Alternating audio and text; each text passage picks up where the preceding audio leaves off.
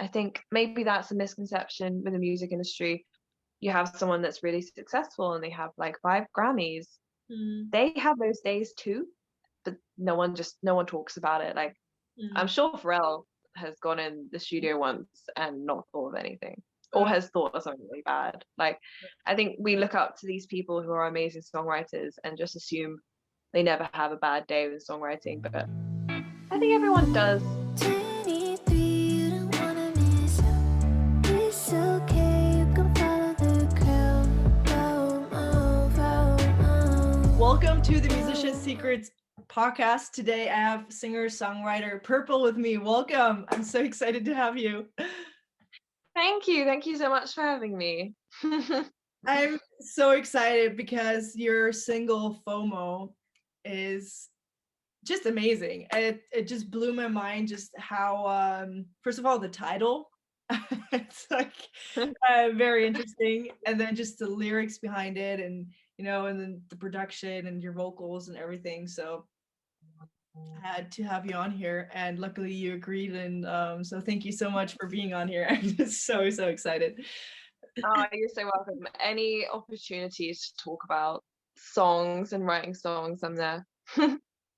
Great. Well, we'll have some fun times because we're gonna kind of deep dive into your song and just have a little chat about it and stuff. So, but before we jump into that, just introduce yourself, where you're from, what got you into songwriting, what's like your journey, what got you started, and just walk us through your story basically. Cool. Fine. Yeah, cool. Yeah. So I'm Purpl. I'm from Bristol in the UK, and I feel like I've always known that I wanted to do music. Ever since I was like a little kid. I remember getting my first CD player. I think my first CD was probably Atomic Kitten. Probably not the best thing to admit, but I think that was my first CD.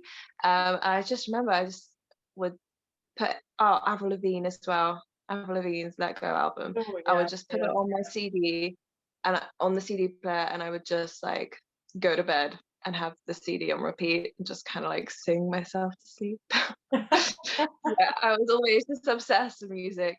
And then my granddad taught me piano, and I didn't like playing other people's music. That wasn't really my kind of vibe. So then I kind of took what I learned and I would just kind of write my own little songs.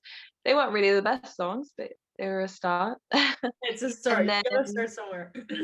exactly. And my school was quite like they liked music at my school, so we did like a songwriting competition every Christmas, and I was always really into that. So there was a lot of opportunity to kind of explore as an artist, even though I didn't know that's what I was doing.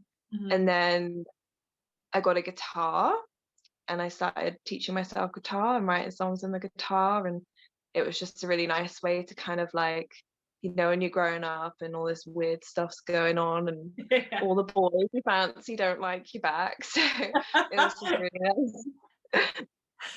So it's a nice way to kind of express yourself when you don't really know what's going on. And I think I just learned to like really, that was how I kind of expressed myself. I'm not like a big talker about emotions, but like songs, I'll tell you anything. And then I did like sixth form at school and did all these subjects that I hated. So then I left and went to music college, and I've been doing it ever since. So, and here I am now. That's cool. Where did you what college? By the way, college in England is like high school, so it's not in the States like college. Yeah. Right. Just yeah, record straight. Yes, I did. So I did a year at a music college in Bournemouth, and I must have been I just turned 18 then. And then after that, I moved to Guildford and went to the Academy of Contemporary Music and did a year on a vocal degree. Didn't like it because it was very catered for kind of like your classic big voices and stuff, and I kind of just felt that I wasn't really being acknowledged. So then I kind of was dabbling in a bit of production, so I went and did an electronic music production degree instead. And then a year after that, I was kind of juggling uni, having a job, and then also going to all these sessions and songwriting. And in the end, I was like, I don't need a degree. So I just left uni. And yeah. Would you say, that like, here's the thing, like, a lot of people think, you don't need to learn how to write a song, or you don't need, to anything, no rules when you're writing songs, right? And then you have the other people who are like, rules are necessary to, kind of, there are no rules, they're just tools that you need, right? As a songwriter, just as you would when you're cooking, you need your pan and, your whatnot, your spatula and all that stuff to create food, right? And it's the same thing with songwriting. What's your kind of advice on that? Is it just all emotion and just all, it just comes to you, or is there just some sort of also kind of science behind it? I'd say it's a bit of both. Yeah. I wouldn't be the songwriter I am today if I didn't. So I was growing up, I was very like, my songs are so good, I don't need like anyone else to like help me, could do it all on my own. Like, I didn't have like the awareness of that. And then I started doing sessions with other people and collaborating. And then at the time I was kind of doing a lot of pop, really poppy stuff. And that kind of educated me in like the formula and the hooks and all these things. And I felt like I went in a direction where I started to not enjoy songwriting, because it became really like, we've got to make a banger, we've got to make a banger. And then I kind of withdrew from that in the end, and which was when after that I kind of did the Purpl project. And I think I wouldn't be writing the songs I'm writing today if I didn't have that experience.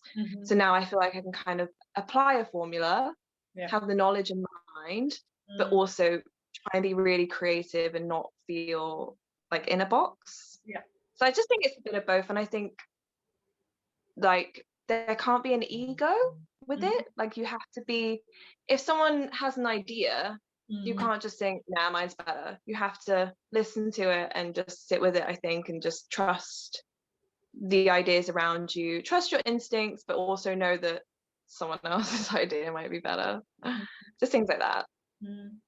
I don't know where I got this from. I don't know if I interviewed someone that told me that, or if I listened to like some interview, but someone said you need both. Like, you need, when you're in the flow, go with the flow. Sometimes you need the tools, to get the song ready and done. But he says never ever mix the two. So he says, when you're inspired and you feel like, oh, I need to write the sound, go with that flow. And, once you feel like you've kind of finished the song and you've got it all down, now you kind of come in with your, songwriting tools. And you're like, okay, is there a better way of saying this? Can I make that melody more catchy? Is there a better hook? Then you can kind of go and, spice it up a little and, get your little, if you're staying with cooking, get your spices ready and be like, oh, okay, what spices go together? And, can I put some lemon on top, or should I put some, I don't know. I don't cook. My husband does that, but, that, I think that analogy kind of makes it, a little better to understand, because some are like, no, you can't learn songwriting. Like, yes, you can. To a certain degree, right? It's like, I think there's a balance. Yeah, and it's a very fine line as well. You kind of got to know when to trust your gut and when to be, it's like fighting with your heart and your head. Yeah. And you got to know like what's going to be right for the song. And I think maybe that is the talent that you need, that kind of judgment. But I do think you can learn, and I do think you can be blessed with it. It's a weird thing. It's a spectrum. Yeah, no, what I learned, because I studied at Birmingham, which we had a little chat beforehand, and the first thing that I learned was hard work trumps talent when talent doesn't work hard. So, It's so true. and I didn't know that. To that point, I only thought all you need is talent. Like, if you don't have talent, then you can just leave, you can go, right? And then all of a sudden you're in a room full with talented people, full with talented musicians that do the exact, feels like they're doing all the same exact things that you are, and you're like, crap, like, what sets me apart? Like, how am I different? Like, they're all talented and you feel so small next to everyone else, right? And and I realized that the people that kind of left first were the ones that thought, oh, I'm a great guitarist, or I'm a great vocalist, or and thought they didn't have to put in the work, and oh, this is harder than I thought, and then they leave, right?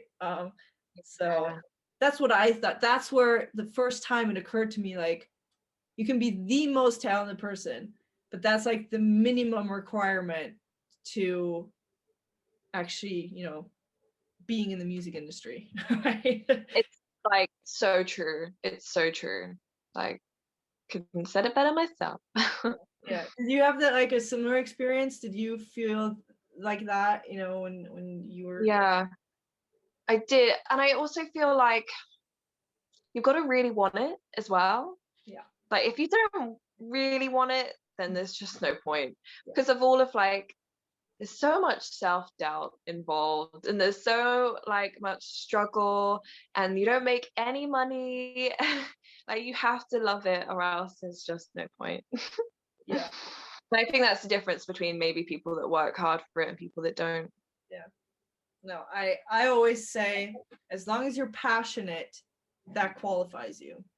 Like, if you're passionate and you're just willing to put in the work and go for it, then that makes you already way better than the majority of other musicians. So Yeah. I think a lot of people kind of belittle themselves just because their first song they wrote wasn't like a banger, or wasn't and like, my first song was crap, but who cares? Like, now I've written hundreds of songs, and I've got a handful of them that actually are good, right? So it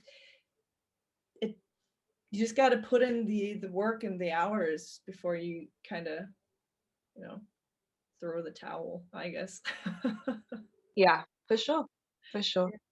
What would you say was, like, since we're on the topic of self-doubt and kind of having all these struggles, like, how, like, what was something, or maybe you're still struggling with that, kind of with that fight constantly with yourself, right? Oh, this is awesome, no, I'm not good enough, like, all this, like, ups and downs. How can how do you deal with that? How can you kind of, I don't know, is there a way to deal with it, or do you just kind of Is there a way to deal with it? I guess I try and avoid spending too much time on my phone looking at what other people are doing, because then I just compare myself, and then I get really depressed, even though we're all different, we're all on our own journeys, all that stuff. Also, like, when you've got people like Billie Eilish, and she's so young, and she's so talented, and all everyone does is talk about how young she is, and then you just feel like a grandma. yes. So just things like that. What else do I do? I guess having being Purpl and not being myself has been one of the best things I've done for that kind of thing. Just separating who I am in my personal life to who I am as an artist really allows me to step back and be like, it's okay. Like, that's my job. This is what I'm doing. I don't need to take it personally. And that really has helped. That's, yeah, because we had a little chat about that too, because Koa is not my real last name. So, Alise is, but Koa isn't. So I have that blend between, like, reality and, something that's fake, right? So you kind of still have that not wall, because I am myself when I'm like talking to people, Yeah. and all the stories I tell, they are real. So I'm not hiding. It just gives that extra layer of kind of protection, I think, also for Yeah. yourself, because it's a really, like you said, it's kind of a mental game. Can you kind of like explain that a little? Yeah. So I feel like as Purpl, it's still authentic. It's still very much who I am, Yeah. but it just means I can just have what I want in the world can be in the world, and then what I don't want, I'm allowed to kind of keep that away. It's like putting pressure on yourself, really, isn't it? Yeah. So it's a good psychological trick to kind of not do that and just, I think it's like an ego thing as well, maybe. I think if you're using your own personal name as that, then your ego is just going to explode. Whereas you can separate it. And I don't have an ego as Becky, I don't think, but I think if I use that as my artist name, like if I posted a picture on Instagram and 1,000 people liked it and it's under Becky, I'm going to take it a lot more personally, I think, than if it's Purpl. It's just a psychological thing. That's really good advice. Let's talk about your song FOMO, because I mean, I'm a lyric person, so when I listen to a song, I listen to the lyrics and I listen to the bass. For some weird reason, that's where my ears go. Love it.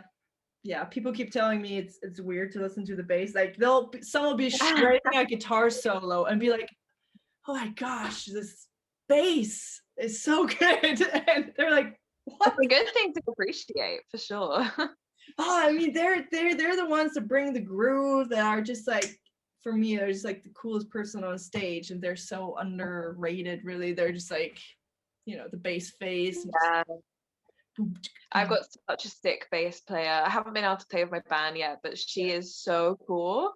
Yeah. And it's a girl as well, so it's just like 10 million times cooler. Yeah. But she's sick. Yeah. She's so good. It just completes the music as well. If you listen to a song about the bass, you're like, what's missing? And then you hear it with the bass, and you're like, I love the bass. Yeah, it's so specific. Yeah. Yeah, I have a friend of mine, shout out Kate. She's an amazing bass player as well. Like, she's, really, she's like 2 or 3 years younger than me, but she plays the bass that it blows your mind. And Yeah.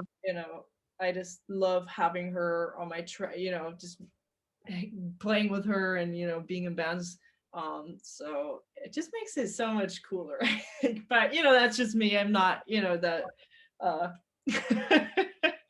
not everyone shares, not everyone shares that opinion, but but yeah, when I messaged you, I actually like sent you the little lyric. I just the chorus, and I hope I won't butcher your own lyrics.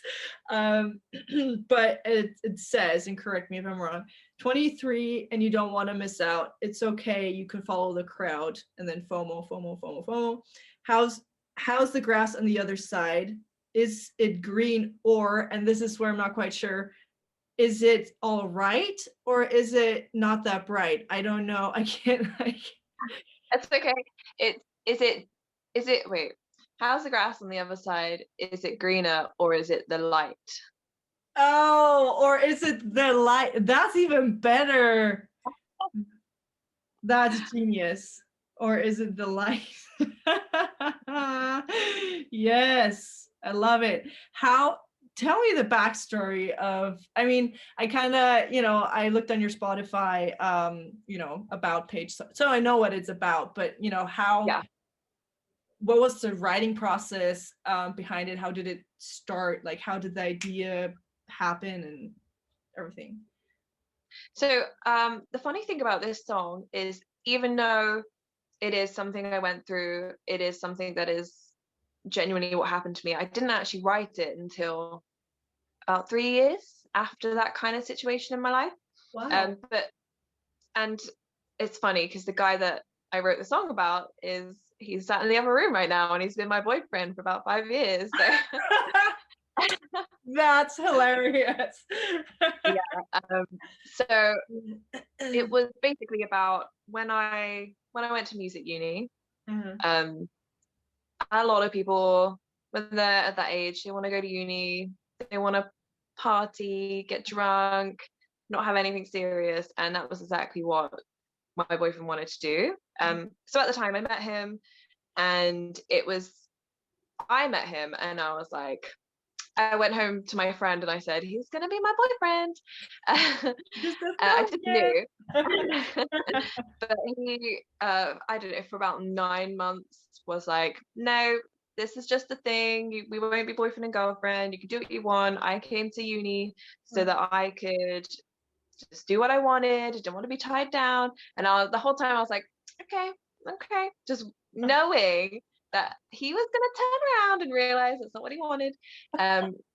But yeah, that's just about that whole situation.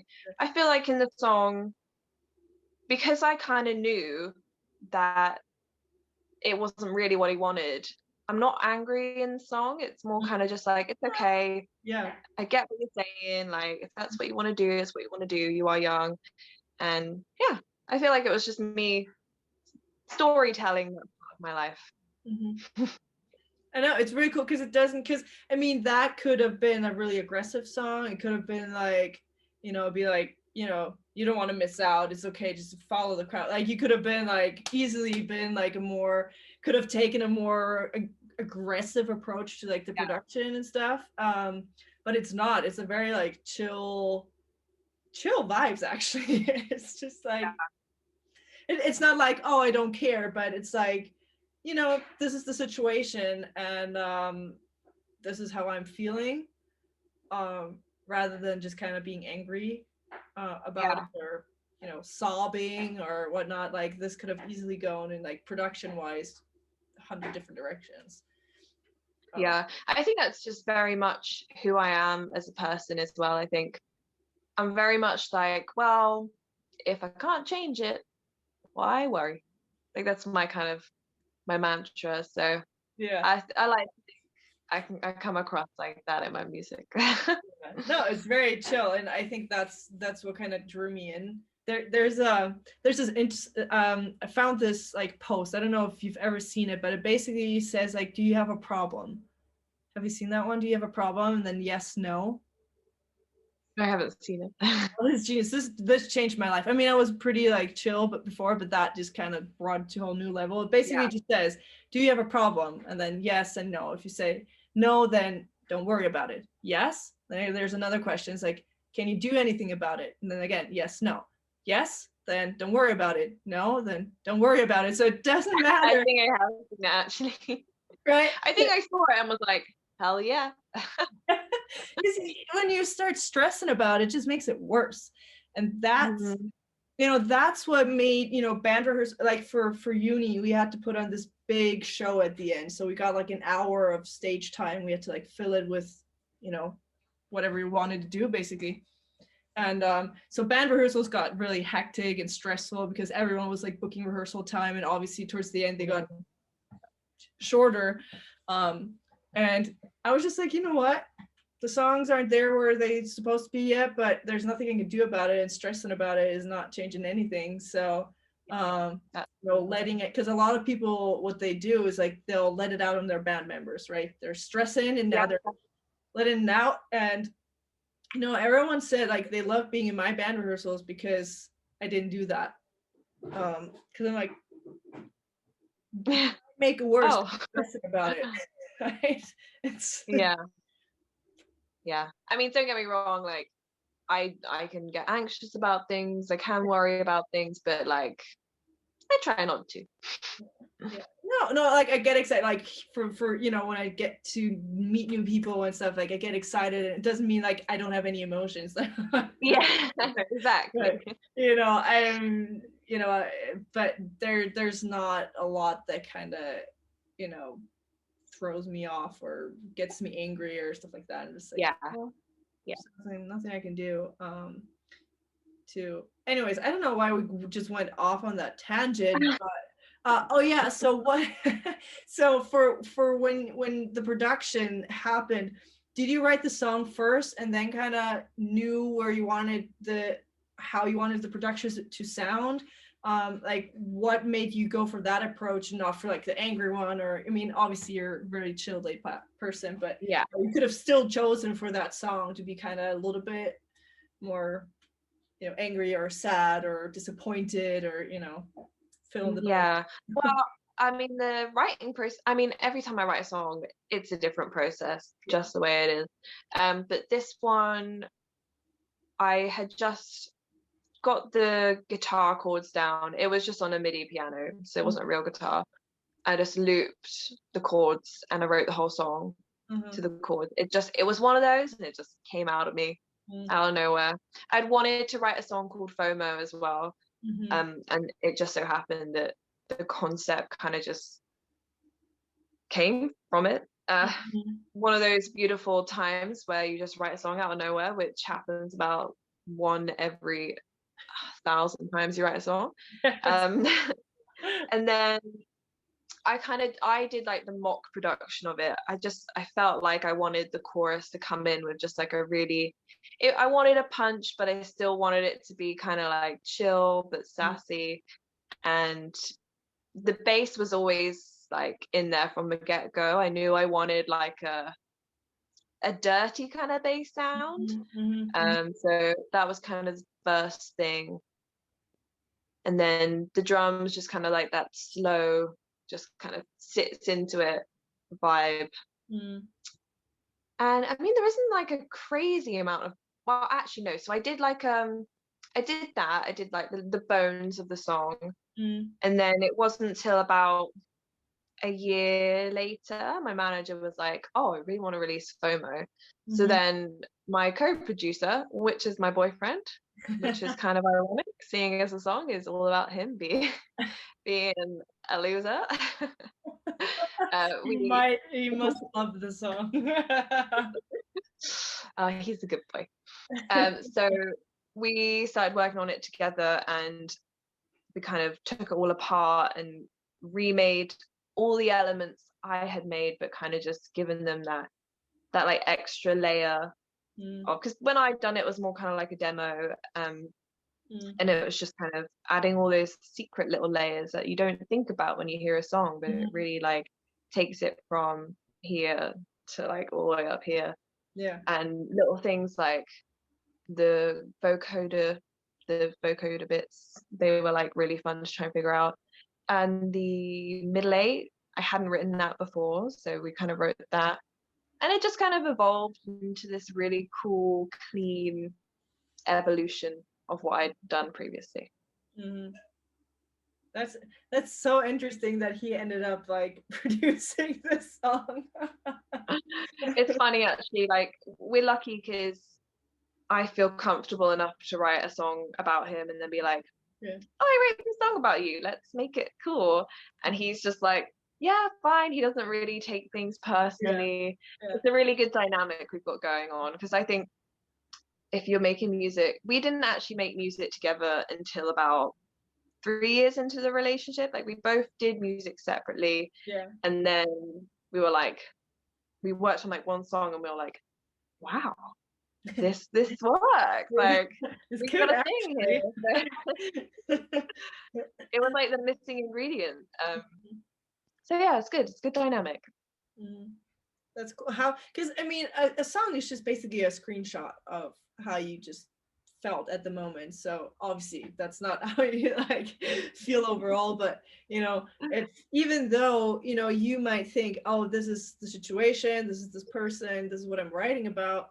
But you know, I feel that these lyrics are so accurate, just in general. Like I was able to relate, you know, and there's, you know, and I didn't have like a relationship in mind when you were like, when I was hearing it for the first time. It wasn't like, oh my gosh, who is this idiot? You know, it was just, you know, I mean, whoever, you know, for me, it wasn't like, oh, it's about a relationship that, you know, didn't go as planned. So, but it's, I think that a lot of people, you know, like we kind of talked before, is like have that FOMO, you know, it's getting more and more like I wouldn't say real because I mean, this is snowballing into something completely different here, but you know, FOMO can be anything. I mean, you could be missing out on, if you think like, oh, I need to go and party and stuff, you could be missing out on something like the relationship that could be the best thing of Yeah. your life. So where is, what is FOMO really? Because you think, oh, I'm missing out here, but then if you follow this, then you're missing out over here. So basically, what. Yeah. We're always, I mean, when I say we, I mean just like I think Yeah. as a generation, Mm. we're always comparing ourselves to everybody else because it's all we see online, like all the time, especially at the moment when it's all we can do. We can't go out, we can't do anything, which is kind of ironic that the song FOMO came out during a global pandemic. I Yeah. didn't plan it. Just happened. Yeah. But yeah, I do think our generation especially is we've all got a bit of FOMO. Yeah. I think, that's why it kind of struck me. It kind of felt like, oh, I can relate. I can kind of see myself in that, as both, sometimes being the idiot, sometimes being the one that's, being like, oh, either sides, right? I don't think you're always the good one. And Definitely not. it can go both ways. But music wise, has there ever been a time where you're like, is music really, like, I've been doing this for like, I don't know, probably like what, a decade? Yeah. Yeah. So, Yeah. after 10 years of kind of, trying things out, has there ever been a time where you're like, you know what, I don't know. Maybe, and you can then kind of push through that moment. I don't, it's a weird one because through all the self-doubt and the bad days and things like that and the being really poor and having to do a full-time job, I've never even thought about giving up. Not yet. I think maybe I've always just assumed it's gonna happen. I don't know if I'm delusional or just No. but I think you've got to have that, or else if you don't believe in yourself, who else is gonna? Yeah, exactly. That's a great mindset to have. I just feel like I know that it's what I'm supposed to do, and that's kind of what keeps me going. And they do say it takes 10 years to become an overnight success. And I keep that one in here. Yeah. Although it is coming up to 10 years now, so I'm like, come on. Yeah, it takes time to be an overnight success. I think a lot of people just see, the big, the one song that, brought out Ed Sheeran, or the one song that made, Billie Eilish famous or whatnot. But, there's been a long process and work behind that that nobody really talks about. Yeah, and I actually, even though it sucks to have to try so hard at something and you just have to keep going, I do think that when it does happen, all of this time that I've spent kind of learning who I am, having life experience, just kind of all the knockbacks and everything will really set me up for like longevity. I think if you're 17 and you make it overnight and then you don't have any life experience, you don't have any experience with self-doubt, I don't think that's good. I think you need the foundations. I think it was good. These are all the things I tell myself to keep going.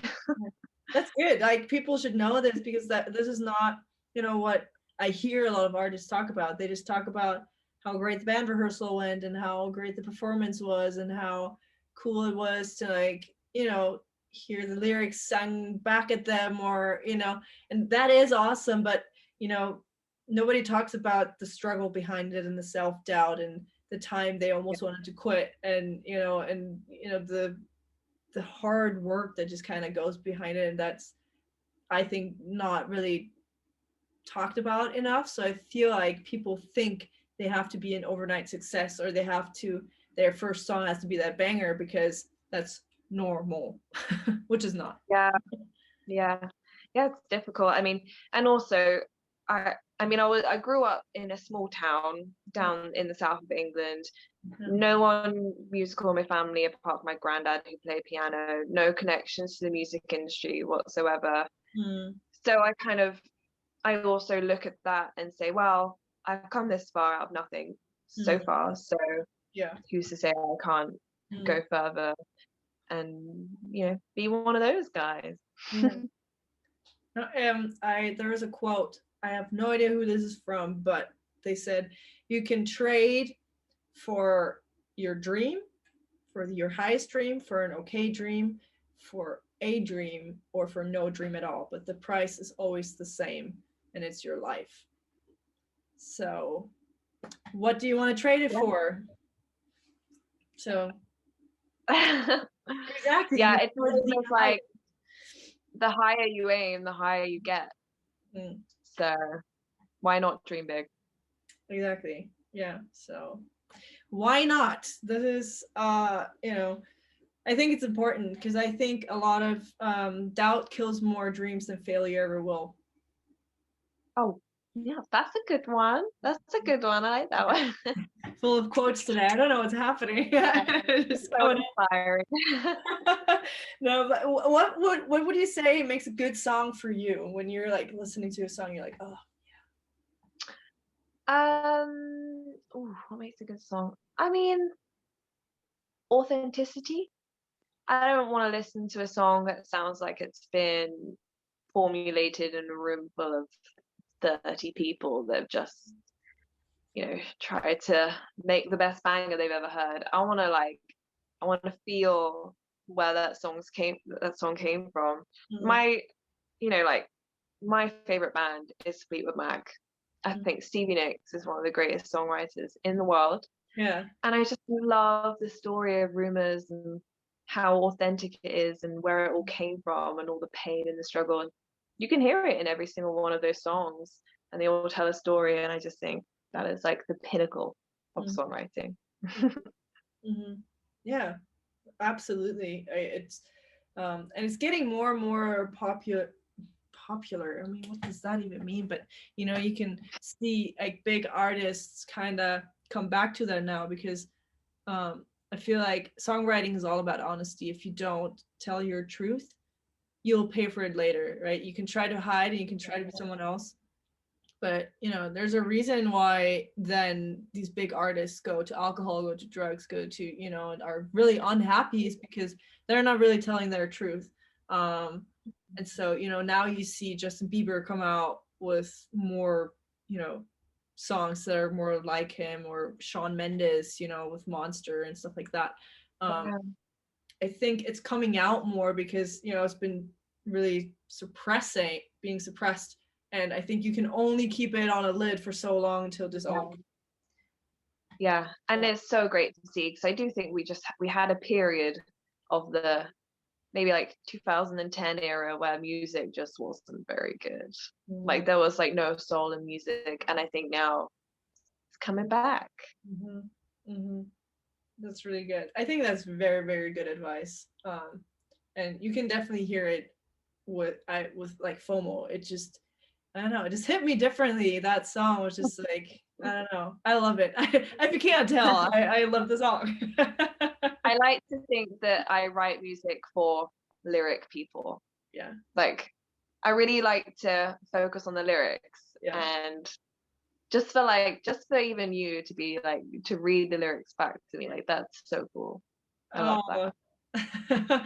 I just I'm like I said, I'm a lyric person, and I just kind of not obsessed, but I'm just like kind of, especially if you're a singer-songwriter, it tells me what you're thinking about. It tells me how you're saying something and why you're saying something, right? That means that's on your mind, and it has to at least evoke such a strong emotion for you to have it to come out, right? In a song or poem or art or whatever it is, but in this case it's a song. So I just want to appreciate that. So thank you so much for like putting out music that's raw and honest and true to yourself, because you can definitely feel that in your songs. And there's a difference, for sure. And I just Yeah, want to appreciate for that. Thank you. I appreciate that. I do think as well, even though it makes it kind of harder in the beginning to us kind of breaking out as an artist, it it will bring longevity in the long run. Mhm. That's good advice. I hope everyone's writing this down. 'Cause- Writing it on their walls as inspirational quotes. yeah, yeah, it is. I think a lot of people just want to go for like the quick fix, Yeah. but in the long run, people connect to people that they feel connection to. So if you're honest, like if you're honest and raw, and you're like, this is how it is, I'm just laying it out there. Take it or leave it. And that's what people connect to, because I think we're so done with all this fake stuff, right? We're bombarded with advertising, buy this, go that, listen to this, go and pre-order that, go and, and all that, which is, good. But I think we're kind of numb to that kind of robotic, impersonal, fake, Yeah. online stuff. And when we hear a song that is real and authentic, and we're just like, we're connecting to that, and I'm like, ooh, I love that song, FOMO is awesome, I gotta have you on the podcast, we gotta chat about that, right? Yeah. So Yeah, definitely. Couldn't agree more. I have one last question. What would you say is the biggest misconception in the music industry, or when it comes to songwriting? Oh, big question. I think there's a lot. I really There are a think there's lot. There are so many. Yeah. Don't get me started, but you could pick one. On a completely other end of things, Yeah. I think you may have 200,000 streams. You haven't got any money for it. You don't make any money for a very long time. But that's kind of like not, to do with songwriting, but that is definitely like a misconception. You can't always think of something. Like when you're writing a song, I'm really bad at this. I'll be like, I'm gonna write a song today. And then I can't think of anything. Like nothing whatsoever. Everything I make on the computer sounds rubbish. I can't think of any good melodies. I can't think of any lyrics. And then I just feel like I'm so bad at writing songs, and I go through I'm in a bad mood and I take it out on everyone. Like songwriting really affects me. And maybe people think that if you write one good song, you're always going to have ideas, you're always going to write amazing songs. But I think that maybe everyone doesn't. I think maybe that's a misconception with the music industry. You have someone that's really successful and they have like 5 Grammys. They have those days too, but no one talks about it. Like I'm sure Pharrell has gone in the studio once and not thought of anything, or has thought of something really bad. Like I think we look up to these people who are amazing songwriters and just assume they never have a bad day with songwriting, but I think everyone does. I think maybe I'm trying to be like, if I can't write something, it's okay. We'll do it later. We'll do it tomorrow. It's fine. So maybe that's a big misconception. That's really good advice. So I think I'm gonna, end it there, because nothing to add. Perfect. I hope everyone is writing this down, because there have been really a lot of good, value bombs in here. So thank you again, just for chatting with me, nerding out about music, and so. Oh, I really enjoyed it. I feel like I can talk about these things forever. Like it's so enjoyable. Yeah.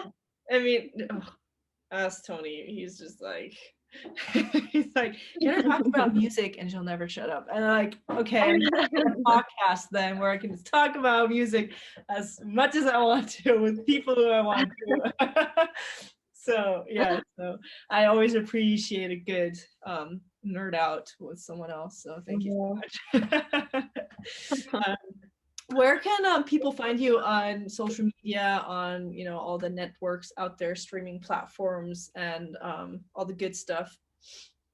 Cool. Yeah. So on Instagram, Twitter, TikTok, all those, it's Purpl Official, but it's Purpl without an E.